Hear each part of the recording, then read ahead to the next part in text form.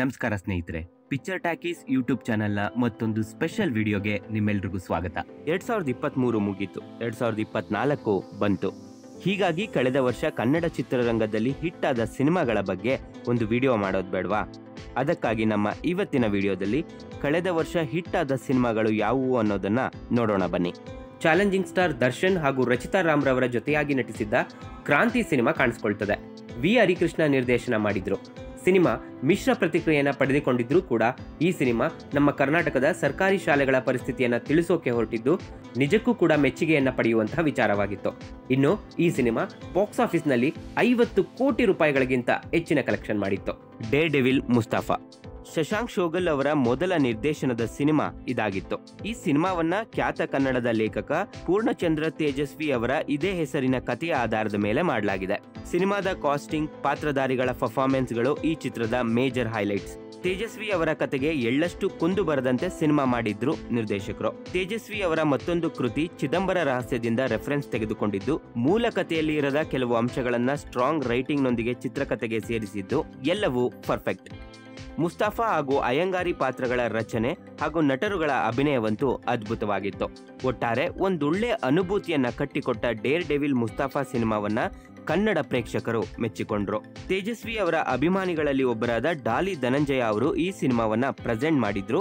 OTTಯಲ್ಲೂ ಸಹ ಸಿನಿಮಾ ಚೆನ್ನಾಗಿ ರಿಸೀವ್ ಆಯ್ತು. ಹಾಸ್ಟೆಲ್ ಹುಡುಗರು ಬೇಕಾಗಿದ್ದಾರೆ ನಿತಿನ್ ಕೃಷ್ಣಮೂರ್ತಿ ನಿರ್ದೇಶನ ಹಾಗೂ ರಚನೆಯ ಹಾಸ್ಟೆಲ್ ಹುಡುಗರು ಬೇಕಾಗಿದ್ದಾರೆ ಸಿನಿಮಾ ಈ ವರ್ಷ ಥಿಯೇಟರ್ಗಳಿಗೆ ಪ್ರೇಕ್ಷಕರನ್ನ ಕರ್ಕೊಂಡು ಬಂದಂತ ಸಿನಿಮಾ. ಈ ಸಿನಿಮಾವನ್ನ ಪ್ರೆಸೆಂಟ್ ಮಾಡಿದ್ದು ರಕ್ಷಿತ್ ಶೆಟ್ಟಿ. ಇಡೀ ಸಿನಿಮಾ ಫ್ರೆಶ್ ಆಗಿತ್ತು. ಕನ್ನಡದಲ್ಲಿ ಈ ರೀತಿಯ ಸಿನಿಮಾ ಹಿಂದೆಂದೂ ಬಂದಿರಲಿಲ್ಲ. ವಾರ್ಡನ್, ಜೀನಿ, ಏಕೋ, ಮಂಜಾ ಈ ಎಲ್ಲಾ ಪಾತ್ರಗಳು ಸಖತ್ ಮಜಾ ಕೊಟ್ವು. ಈ ಸಿನಿಮಾದ ರೈಟಿಂಗ್ ಹಾಗೂ ಎಕ್ಸಿಕ್ಯೂಷನ್ ಸಖತ್ ಬ್ರಿಲಿಯಂಟ್ ಆಗಿತ್ತು. ಈ ಸಿನಿಮಾ ತೆಲುಗಿಗೂ ಕೂಡ ಡಬ್ ಆಗಿ ಅಲ್ಲೂ ಕೂಡ ಹಿಟ್ ಆಯ್ತು. ZEE5 ನಲ್ಲಿ ಸಿನಿಮಾಗೆ ಒಳ್ಳೆ ರೆಸ್ಪಾನ್ಸ್ ಬಂತು. ಇದು ಹೊಸ ರೀತಿಯ ಸಿನಿಮಾ ಅಂತ ಕೆಲವರಿಗೆ ಇಷ್ಟ ಆದ್ರೆ ಮತ್ತೆ ಕೆಲವರಿಗೆ ಈ ಸಿನಿಮಾ ಇಷ್ಟ ಆಗದೇ ಇರೋದು ಇದೆ.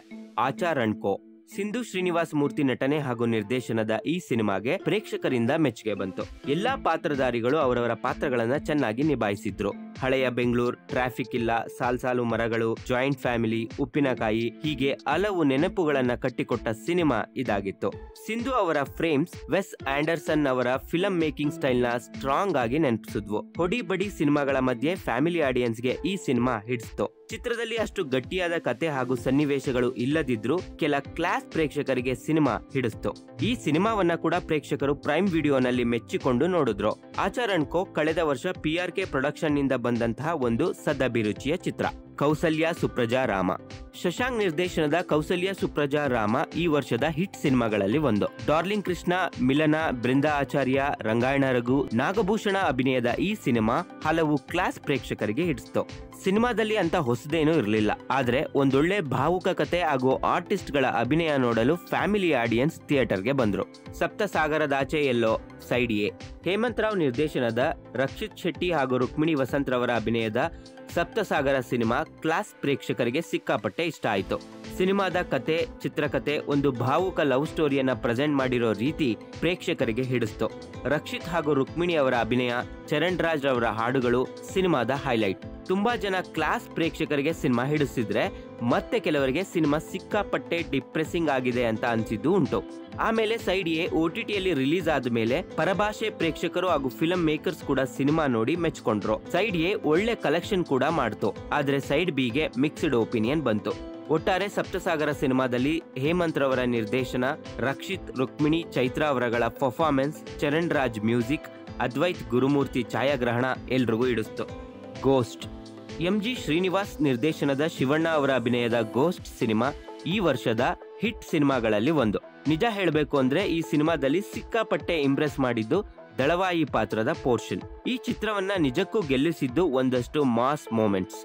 ಶಿವಣ್ಣ ಅವರನ್ನ ಕೆಲವು ದೃಶ್ಯಗಳಲ್ಲಿ ತೋರಿಸಿದ ರೀತಿ ಹಾಗೂ ಶಿವಣ್ಣ ಅವರ ಅಭಿನಯ ಈ ಸಿನಿಮಾ ಹಿಟ್ ಆಗೋ ಹಾಗೆ ಮಾಡ್ತು. ಅದನ್ನೇ ಅಲ್ವಾ ಸ್ಟಾರ್ ಪವರ್ ಅನ್ನೋದು. ಒಟ್ಟಾರೆ ಗೋಸ್ಟ್ ಹಲವು ಪ್ರೇಕ್ಷಕರಿಗೆ ಇಷ್ಟ ಆಯ್ತು, ಆದ್ರೆ ಕೆಲವರಿಗೆ ಸ್ಕ್ರೀನ್ ಪ್ಲೇ ಇನ್ನೂ ಬೆಟರ್ ಆಗಿ ಮಾಡಬಹುದಿತ್ತು ಅಂತ ಅನ್ಸಿದ್ದು ಉಂಟು.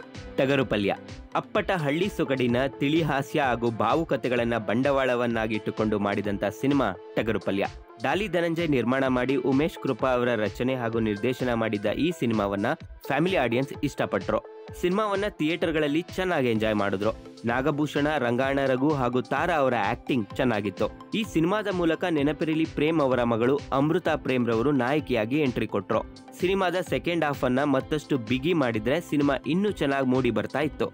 ಒಟ್ಟಾರೆ ಸಿನಿಮಾ ಜನರಿಗೆ ಇಷ್ಟ ಆಯ್ತು. ಕಾಟೇರ ಕಳೆದ ವರ್ಷದ ಬಿಗ್ಗೆಸ್ಟ್ ಬ್ಲಾಕ್ ಬಸ್ಟರ್ ಸಿನಿಮಾ.